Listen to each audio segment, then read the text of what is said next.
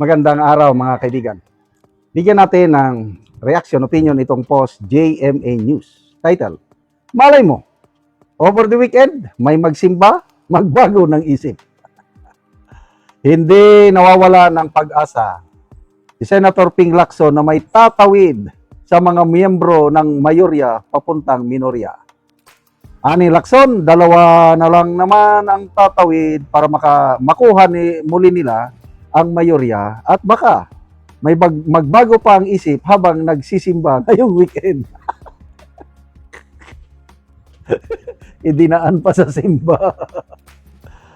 Lahat may posibilidad. Ito yung kanyang statement. Lahat may posibilidad Dalawa lang yung tatawid papunta ng minority. Malay mo, over the weekend, mayroong magsimba. Tapos, makarinig ng sermon ng pare o magbago ng isip. Ano ba yan? Umaasa sa tulong ng pare? O ang pare naman, nakasalalay sa conviction ng Diyos. Okay. Maganda naman yan. Ipasakamay na lang natin sa Diyos. Ibig sabihin, kasi sa isang interview, sinabi niya, within weeks, sabi niya, dahil sa mga isasampang kaso, plunder sa mga majority senators, maisyuhan ng warrant of arrest. Nako, baka bigla na lang minority ang mag-take over. Ganon yung interview niya. So, umaasa siya sa mga warrant of arrest. Nag-issue na ng warrant of arrest ang Sandigan Bayan laban kay Senator Jinggoy. Kaya lang, bailable naman. Nagpiyansa na si Senator Jinggoy ng 90,000. O, labas siya. So, ibig sabihin, walang makukulong. Okay, granting. May makukulong. Hindi pa naman nila makuha ang majority, di ba? Kahit sabihin na lang natin, makulong si Senator Jinggoy, makulong si Senator Marcoleta. Paano nila makuha ang majority? Kailangan talaga may tatawid. Kahit ipakulong nyo lahat, kung walang tatawid, hindi ninyo makukuha ang majority. Yan po ang masakit na katotohanan. Okay, tingnan natin ang reaksyon ng taong bayan. 12,000 ang nag-react. 9,300 ang tumatawa, 306 ang galit. 2,500 lang ang nag-like. So, anong percentage yan? Nasa 95% hindi na naniniwala dito sa grupo ni Lacson. Based on this reaction. Basa tayo ng mga comments. Inday Conching, yung hudas na pare ang mag-sermon. Ano pa? MJ Presente. Simba, malita siguro. Ano pa? Mimi, in your dreams. Jemer Pilais, focus ka lang naman. Jonald Caran, nagsisimula na silang kabahan. Yes, kakabahan na sila dahil sa Blue Ribbon Committee hearing na naitakda na, naiset na ngayong June 4. Pati nga ang palasyo, nababahala na. Ang Pangulo, tahimik lang sa nangyayari. Ngayon, nagsalita na siya. Para daw sa kanya, hindi pwedeng boboto ang isang senador sa session kung absent siya. Sabi ng Pangulo, nalulungkot daw siya sa nangyayari sa Senado ngayon, hindi katulad nung panahon nila ni A.S. Recto bilang mga senador. Nababahala na. Bakit? Nababahala ba dahil nagkakagulo ang mga senador at hindi makakapagpasa ng mga kaukulang batas para matulungan ang mamamayan, o nababahala dahil sa flood control hearing na matutuloy na. September, nagkaroon ng kudita. Biglang natigil ang Blue Ribbon hearing na isinasagawa ni Senator Marcoleta. Tinigilan. Anong nangyari? 9 months.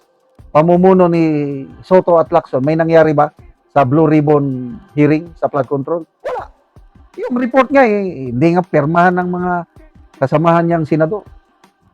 Ngayon, dahil may kaguluhan sa Senado, nagkudita, SP Cayetano ang namumuno, Wise move ang ginawa ni Speaker Cayetano, nag-create siya ng subcommittee sa Blue Ribbon, pangungunahan ni Senator Marcoleta, at June 4, ipapatawag na ang Brave 18 Marines.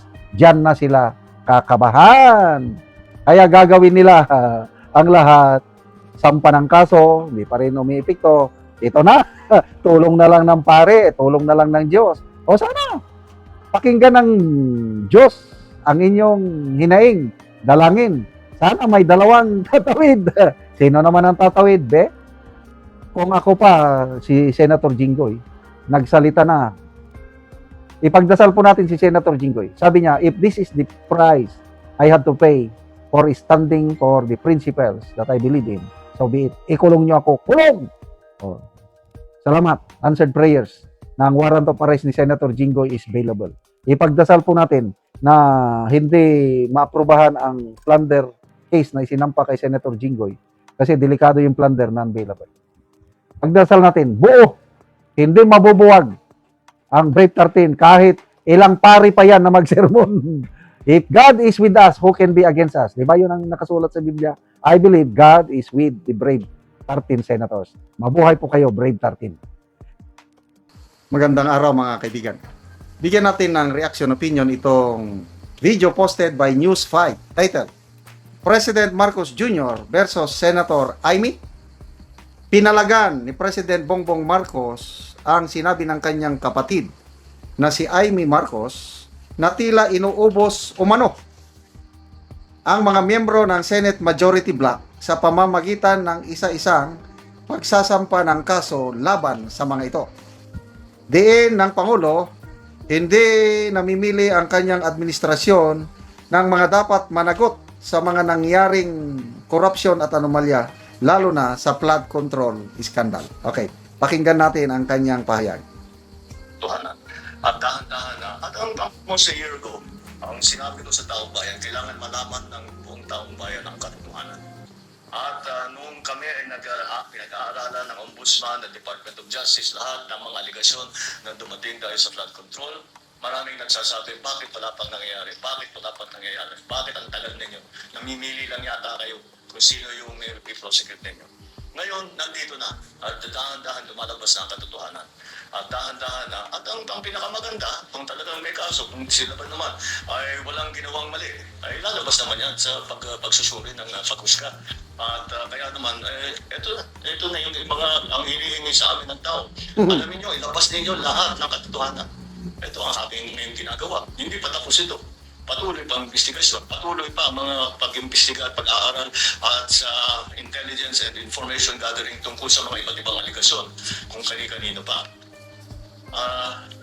Hindi ko alam kung paano napunta na sinasabi na yung majority ngayon ang tinatarget.